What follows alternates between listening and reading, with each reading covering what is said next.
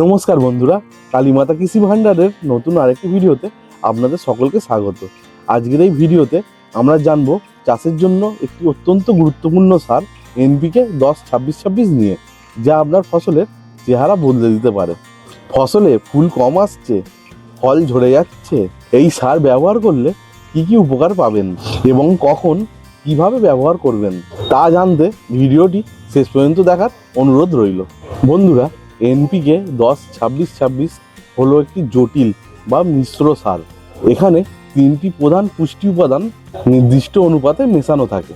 NPK অর্থাৎ nitrogen, phosphorus ও potassium, যেখানে nitrogen 10%, phosphorus 26% এবং পটাশিয়াম 26% মুখ্য উপাদান হিসাবে থাকে। নাইট্রোজেন গাছের প্রাথমিক বৃদ্ধিতে, বিশেষ করে পাতার বিকাশে সাহায্য করে। ফসফরাস গাছের শিকড়ের বৃদ্ধি, ফুল আসা এবং ফল তৈরিতে মুখ্য ভূমিকা পালন করে। এবং পটাশিয়াম গাছের রোগ প্রতিরোধ ক্ষমতা বাড়ায়, জল ধারণ ক্ষমতা উন্নত করে ও ফলের গুণমান বৃদ্ধি করে। এছাড়াও এই সারের বিশেষত্ব হলো এতে ফসফরাস ও পটাশিয়ামের পরিমাণ বেশি থাকে, যা ফুল ও ফল ধরার পর্যায়ে গাছের জন্য অত্যন্ত জরুরি। বন্ধুরা, এবার আসি এর ব্যবহারে।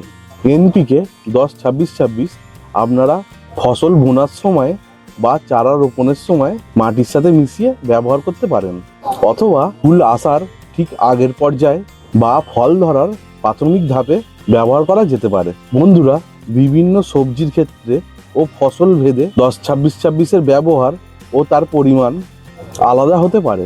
একটা 12 ইঞ্চি টবের লঙ্কা, বেগুন ইত্যাদি ফসলের ক্ষেত্রে 5 থেকে 10 গ্রাম এবং ফল গাছের ক্ষেত্রে 10 থেকে 15 গ্রাম 10-26-26ই যথেষ্ট।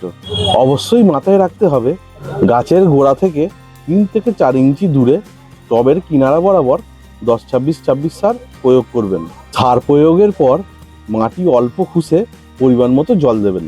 এই 10-26-26 সারটি ধীরে ধীরে অল্প মাত্রায় কাজ করে, তাই এটি আপনি মাসে একবারই ব্যবহার করবেন। বেশি প্রয়োগে গাছের ক্ষতির সম্ভাবনা থাকে। বন্ধুরা, আপনারা যদি সঠিক সময় ও সঠিক মাত্রায় এনপিকে 10-26-26 ব্যবহার করেন, তাহলে এটি ফসলের ফলন 10 থেকে 15% পর্যন্ত বাড়িয়ে দিতে পারে। বন্ধুরা, যেই সারকে নিয়ে এত আলোচনা করছি, সেই সারকে কেমন দেখতে বা তার বাহ্যিক রূপ কেমন সেটা তো জানাই হলো না। এনপিকে 10-26-26 দানাদার, হালকা ধূসর এবং এতে একটা লালচে আভা থাকে।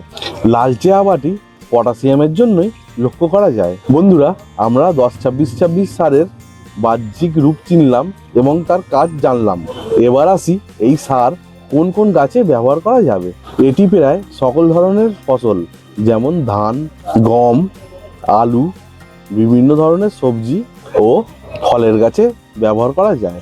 এনপিকে 10-26-26 একটি অত্যন্ত কার্যকরী সার, যা আপনার ফসলের উৎপাদনশীলতা এবং গুণমান বাড়াতে পারে।